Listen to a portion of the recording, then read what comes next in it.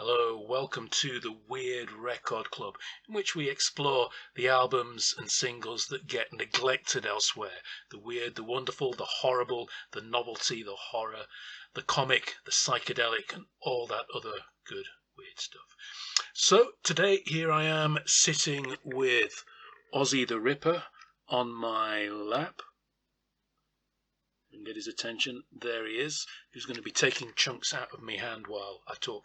But like I said, today we're going to talk about this excellent compilation of Screaming Lord Sutch's material, the Screaming Lord Sutch story.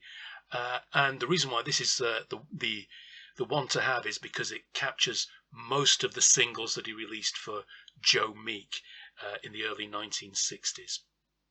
So, if you're from the UK like me, you'll probably remember Screaming Lord Sutch more as the leader of the monster raving loony party, and he stood in elections as a kind of a novelty comedy candidate for decades throughout the 60s and right up to the 90s, where he tragically took his own life in 1999. So, going back to the early 60s, Screaming Lord Sutch developed this stage act where he would dress as Jack the Ripper or other outlandish costumes, and he'd burst onto the stage, be carried onto the stage in a coffin which he'd burst out of, and he'd do all these kinds of outrageous things. And he sort of laid the groundwork for Alice Cooper or the Crazy World of Arthur Brown, and all that kind of the association between rock or metal and horror, black arts, black magic, the devil, and all that kind of thing.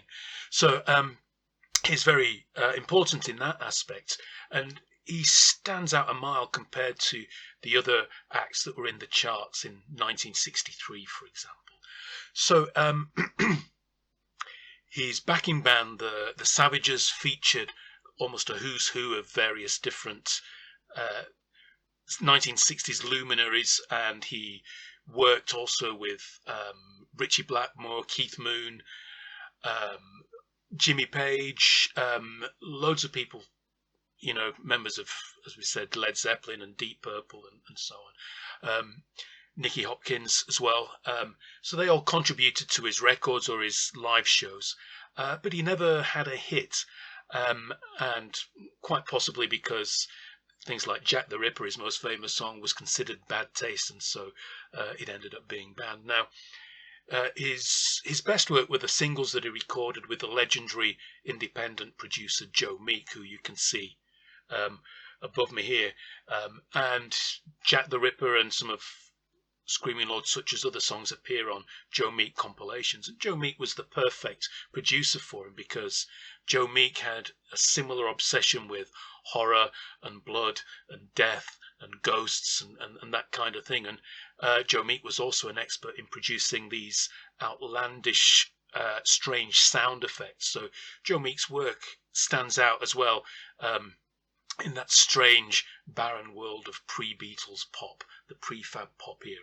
So let's get into Screaming Lord Sutch. Now, probably the biggest, most famous song, of course, is Jack the Ripper. But Jack the Ripper wasn't a Screaming Lord Sutch composition, although he seems to claim it as his own in his autobiography. It was written by Clarence Stacey and his brother, and so it was released as like a novelty doo-wop single in the US in the early 60s, and Screaming Lord Sutch covered it in 1963, so it was his second single, and it almost became a hit. So you get sort of harrowing screams and horrible laughs and so on, and in the stage show he would chase a woman around the stage in full Jack the Ripper outfit, and she'd be disemboweled on a table, and he would pull out of a sort of a pig's lungs and pig's hearts and then throw them over the audience. So there was this kind of horribly shock rock aspect to his performance. So Joe Meek captured this perfectly. I've always wondered what he says in the chorus, because in the Joe Meek recording, it sounds like he's saying, he walks down the street and every girl he meets, he says, "Your name is Blood," or something like that. But looking at it on lyric sites on the internet, it says something like, He walks down the street, every girl he meets, he says, "Is your name Mary Blood?" Don't know what that means, really. Now, in his 1980s re-recording of Jack the Ripper, he says, he walks down the street and every girl he meets, he says, "Is your name Mary Kelly?" Now, that makes some sort of sense. Mary Kelly was the last of the canonical 5 Jack the Ripper victims who was horribly disemboweled inside a room in a bedsit, compared with the others who were killed outside. So that sort of makes sense. Now, the original one, the Clarence Stacey version, he seems to say, he walks down the street and every girl he meets, he says, "Is your name Mary Flower?" Which again doesn't make much sense to me. So if you have any ideas, that's a mystery that I would like to be solved. Now, when Jack the Ripper came out, it's with its screams, its bad taste lyrics, it didn't fare that well in terms of reviews. I've got an example of a review here. If you want to know more about Screaming Lord Sutch, then this is the book to get. The Man Who Was Screaming Lord Sutch by Graham Sharp. Here's a review from The Melody Maker by Ray Coleman and Laurie Henshaw. The headline is "Trash." Nauseating trash. That's the only description we can apply to Screaming Lord Sutch's Jack the Ripper. It's a sordid saga, complete with all the horror squeals. Is this really music? No, it's undiluted tripe. We smashed the record after one play, and we hope you never have the misfortune to hear such dire rubbish. Well, there you have it. You've got to go and look it up on YouTube now, haven't you? Now, as well as Jack the Ripper on this compilation, his most famous one, you get other classics such as All Black and Hairy, about how he was digging in the cemetery at night as you do, and then this big black and hairy zombie jumps up and chases him. There's, what else do we have? Dracula's Daughter, Monster in Black Tights, which is one of my favourites and seems to be greatly mocking the hit song Venus in Blue Jeans, the author of which had sued Joe Meek for ripping off the song. So in any case, that's what we have. The compilation, if you notice, it's split into 2 sides. There's the horror side and the rock side.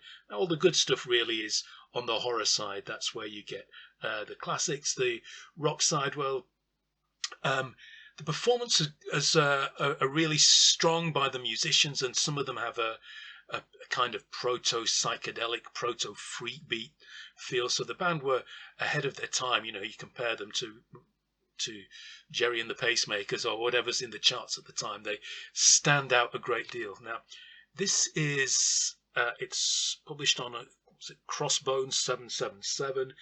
It appears to be a bootleg, but from what I can tell, it was issued legitimately on EMI, but this is the one to find if you want to hear Screaming Lord Sutch's stuff as it was, the early years from 63 to about 66. He did re-record some of his hits on this album in the 80s, Screaming Lord Sutch Rock and Horror, which again does the thing of having a rock side and a horror side. This album has great photos of Screaming Lord Sutch in his different outfits, and on the inner gatefold you get some really good pictures of him with various backing bands that he's played with over the years. Oh, can you get that there? So it's worth picking up for that alone. The re-recordings are not much good compared to what we have on the Screaming Lord Sutch story. So there we have it. If you're interested in Screaming Lord Sutch and his monster rock and roll, we know the book to buy, which is The Man Who Was Screaming Lord Sutch by Graham Sharp, and the album to get is The Screaming Lord Sutch Story. Now, Joe Meek, of course, who produced Screaming Lord Sutch's best work, also killed himself in 1967 after shooting his landlady. That's another story, but the weird world of Joe Meek and his obsession with horror, death, ghosts, monsters, and so on, and aliens is another thing that is another aspect that I'm going to look at in this channel later on. But as for Screaming Lord Sutch, it's the early years you want, and the Screaming Lord Sutch story is the one to go for. There is another well-known album called Screaming Lord Sutch and His Heavy Friends. I've got that somewhere, but I can't find it. But that regularly crops up as being the worst album ever made on those lists that you see. So the worst album ever made, I'll leave that for you to decide. As for me, I will say goodbye and see you next time for more weird stuff on the Weird Record Club.